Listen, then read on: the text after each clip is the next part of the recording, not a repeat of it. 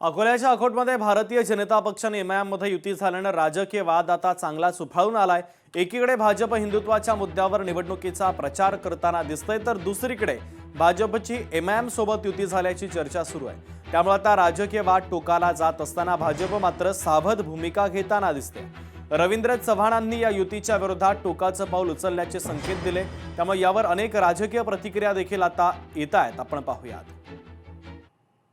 मुस्लिम मतांसाठी तुम्ही म्हणता ना, आम्हाला मुस्लिम मतांसाठी तुम्ही काय कर, तुम्ही ते एमआयएमचा थेट पाठिंबा घेताय। एमआयएम आमच्या आसपास पण फिरत नाही, आम्ही त्यांच्या आसपास फिरत नाही आहोत। पण अकोटपासून मीरा भाईंदरपर्यंत संपूर्ण महाराष्ट्रात भारतीय जनता पक्षाची एमआयएम बरोबर छुपी युती आहे आणि काही ठिकाणी उघड आहे। निर्लज्जपणाचा कळस आहे। आमच्या सोबत आलेले मुसलमान नापाक आणि त्यांच्या सोबत आलेले पाक, तेच आता एमआयएमवर टीका टिप्पणी करत होते, ओवेसीवर टीका टिप्पणी करत होते। आता या ओवेसी बरोबर आता काही ठिकाणी तसं पाहायला गेलं तर ओवेसी त्यांच्यासाठीच काम करतात, याच्यात काही दुमत असायचं काही कारण नाही। परंतु आता उघड उघड सोबत काम करायला त्यांनी सुरुवात केलेली हे अकोट मीरा भाईंदर याच्यावर दिसायला लागले।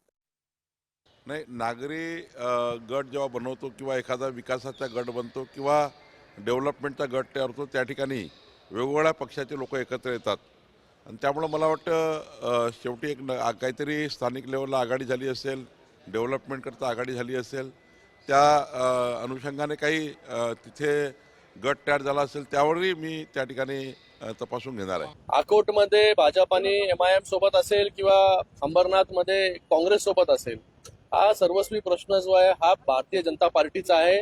तुम्ही हा प्रश्न जर त्यांच्या नेत्यांना विचारला तर ते चांगल्या प्रकारे त्याचं विस्तृत स्वरूपामध्ये जे आहे हे उत्तर हे देऊ शकतील। नाही, जेव्हापासून मुंबई महानगरपालिकाची घोषणा झाली तेव्हापासून पहिला स्टेटमेंट अमित साटम आणि भारतीय जनता पार्टीचा होता की मुंबईमध्ये आम्हाला खान नको, आम्ही खान महापौर होऊ देणार नाही।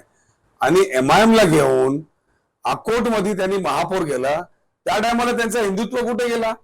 अहो, हे भारतीय जनता पार्टीला जर जमलं सत्तासाठी ते कोणालाही आणि कुठेही कसाही अलायन्स करणार आणि महापौर स्वतःही होणार आणि समोरच्याला पण करणार, हे समोर सिद्ध झालेलं आहे। आता मुंबईकरची जनताने लक्ष दिलं पाहिजे की यांचं बोलणं काय आणि यांचं करणं काय।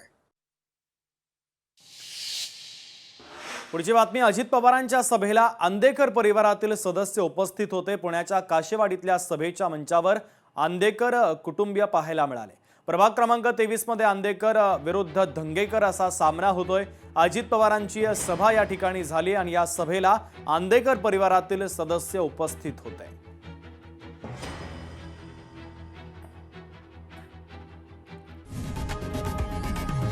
लोकशाही मराठी ऐका, पहा, जागरूक रहा।